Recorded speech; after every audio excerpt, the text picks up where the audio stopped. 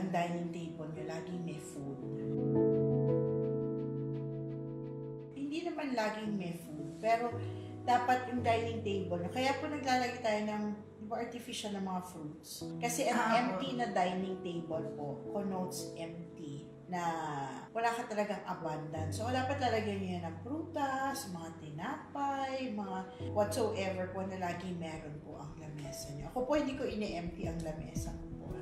Lagi may apple po. Oo, lagi ka pa sa meron kang prutas, meron kang kahit na anong bread or anything.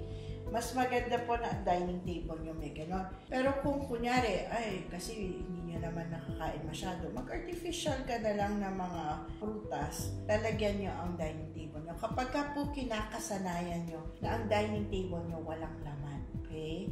That connotes lack of abundance yan.